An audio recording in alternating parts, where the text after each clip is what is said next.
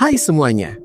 Machine learning atau pembelajaran mesin mungkin terdengar seperti sesuatu yang super canggih dan hanya ada di film fiksi ilmiah, tapi kenyataannya ML sudah jadi bagian tak terpisahkan dari kehidupan kita sehari-hari. Sebenarnya, inti dari ML itu sederhana. Mengajarkan komputer untuk mengenali pola dari data yang ada, lalu menggunakan pola itu untuk membuat prediksi atau keputusan. Bayangkan seorang anak kecil yang belajar. Awalnya, dia tidak tahu apa-apa. Setelah melihat banyak contoh anjing, dia mulai bisa membedakan mana yang anjing dan mana yang kucing. ML bekerja dengan cara yang mirip. Kita berikan banyak sekali data, ribuan, bahkan jutaan, kepada algoritma ML, dan ia akan mencari tahu sendiri apa pola yang menghubungkan semua data itu. Nah, yang menarik, pola-pola ini tidak hanya terbatas pada data numerik atau gambar, tapi juga bisa diterapkan pada sesuatu yang lebih abstrak, kebiasaan manusia. Kebiasaan manusia itu, kalau dipikir-pikir, adalah serangkaian tindakan yang kita lakukan secara berulang-ulang, seringkali tanpa kita sadari. Mulai dari kebiasaan sederhana seperti rute yang kita ambil saat berangkat kerja, jam berapa kita biasanya makan siang, sampai ke kebiasaan yang lebih kompleks seperti bagaimana kita berinteraksi di media sosial atau cara kita mengelola keuangan. Data dari kebiasaan-kebiasaan ini adalah makanan bagi ML. Ketika kita menggunakan aplikasi navigasi seperti Google Maps misalnya, aplikasi itu tidak hanya tahu rute tercepat berdasarkan jarak. Di baliknya, ada algoritma ML yang menganalisis data dari jutaan pengguna lain. Dia tahu bahwa pada jam 7 pagi, jalan A akan macet sementara jalan B lebih lancar karena banyak orang yang biasanya melewatinya. Algoritma ini belajar dari kebiasaan kolektif para pengguna dan membuat rekomendasi yang paling efisien untuk kita secara individu. Itulah sebabnya terkadang Google Maps bisa memberitahu kita ada kemacetan parah di depan, padahal kita belum melihatnya secara langsung. Ia belajar dari kebiasaan ribuan pengemudi yang tiba-tiba melambat di area tertentu. Contoh lain yang sangat sering kita temui adalah fitur rekomendasi di berbagai platform. Misalnya, di Netflix atau YouTube, ada deretan film atau video yang direkomendasikan khusus untuk Anda. Ini bukan kebetulan. Algoritma ML di sana mengamati dengan cermat apa saja yang sudah kita tonton, berapa lama kita menonton sebuah konten apa yang kita lewati, dan bahkan jam berapa kita biasanya menonton. Data-data ini kemudian dicocokkan dengan data dari pengguna lain yang punya pola kebiasaan menonton yang mirip. Misalnya jika Anda suka film komedi romantis tahun 90-an dan sering menontonnya di akhir pekan, algoritma ini akan mencari pengguna lain yang punya kebiasaan serupa. Lalu, ia akan merekomendasikan film-film yang disukai oleh kelompok pengguna tersebut kepada Anda. Karena kemungkinan besar, Anda juga akan menyukainya. Semakin banyak kita menggunakan platform itu, semakin banyak data yang dikumpulkan, dan semakin akurat juga rekomendasi yang diberikan. Ini adalah siklus pembelajaran yang tidak pernah berhenti. ML terus-menerus memperbaharui pengetahuannya tentang kebiasaan kita. Penerapan ML untuk kebiasaan manusia juga merambah ke ranah yang lebih pribadi, seperti kesehatan. Pernahkah Anda memakai jam tangan pintar atau gelang kebugaran? Alat-alat ini mengumpulkan data tentang aktivitas fisik kita.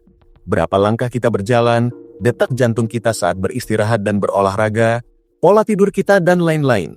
Semua data ini tidak hanya ditampilkan mentah-mentah. Di balik layar, ada algoritma ML yang menganalisis semua data ini untuk mengenali pola kebiasaan kita. Misalnya, ia bisa tahu kapan kita paling aktif, apakah pola tidur kita cukup konsisten, atau apakah detak jantung kita menunjukkan adanya anomali yang mungkin perlu diperhatikan. Berdasarkan data ini, perangkat tersebut bisa memberikan saran yang dipersonalisasi. Mungkin ia akan mengingatkan kita untuk bergerak jika kita sudah duduk terlalu lama, atau menyarankan waktu tidur yang ideal berdasarkan pola istirahat kita sebelumnya. Ini adalah contoh bagaimana ML membantu kita menjadi lebih sadar akan kebiasaan diri kita sendiri dan memberikan intervensi kecil yang bisa berdampak besar pada kesehatan kita.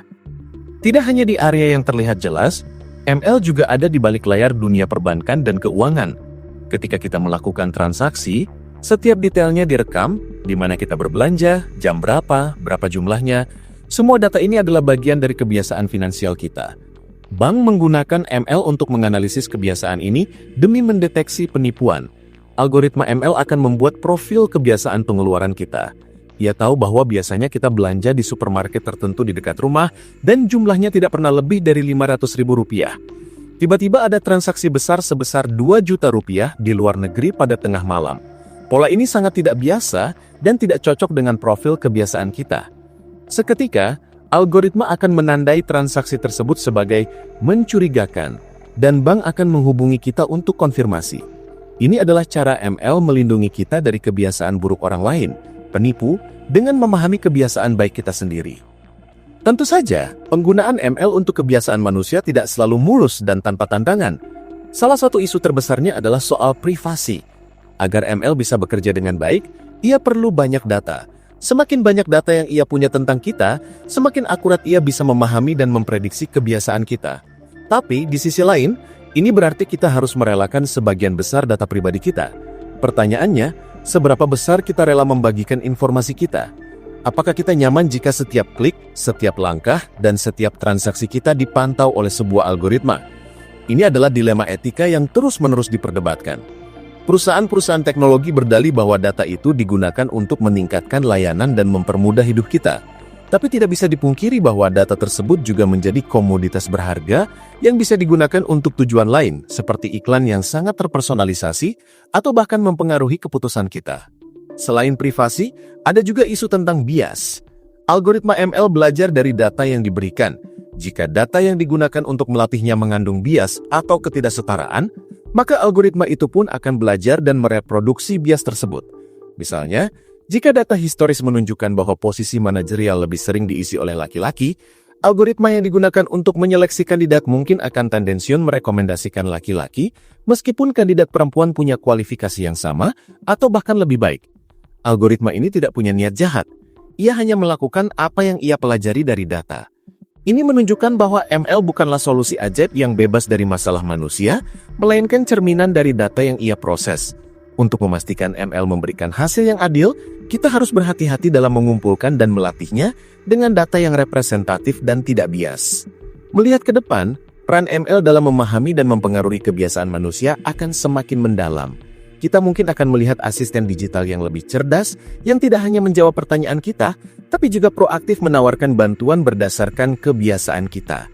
Contohnya asisten yang bisa tahu kalau kita biasanya memesan kopi di pagi hari, dan secara otomatis menyiapkannya sebelum kita berangkat, atau bahkan menyarankan resep makan malam berdasarkan bahan-bahan yang kita punya di kulkas. Semua ini bukan lagi fiksi, melainkan kemungkinan yang sangat nyata berkat kemajuan ML. Bahkan kita mungkin akan punya semacam kembaran digital yang menganalisis kebiasaan kita secara real-time dan memberikan umpan balik untuk membantu kita mencapai tujuan, entah itu menjadi lebih sehat, lebih produktif, atau lebih hemat. Intinya, ML telah mengubah cara kita berinteraksi dengan teknologi, dan perubahan ini sebagian besar didorong oleh kemampuannya untuk memahami dan memprediksi kebiasaan manusia. Dari rekomendasi sederhana di internet sampai sistem keamanan perbankan yang canggih, ML bekerja di balik layar, menjadikan hidup kita lebih mudah dan efisien. Meskipun ada tantangan etika dan privasi yang perlu kita hadapi, tidak bisa dipungkiri bahwa ML telah membuka pintu ke era baru, di mana teknologi tidak hanya merespon perintah kita, tapi juga memahami kita sebagai individu dengan segala kebiasaan dan polanya. Ini adalah perpaduan unik antara matematika, data, dan psikologi manusia yang terus berkembang, mengubah cara kita hidup, bekerja, dan berinteraksi dengan dunia di sekitar kita. Dan yang paling penting, semua ini dimulai dari pengamatan sederhana tentang bagaimana kita, sebagai manusia, menjalani hidup kita sehari-hari.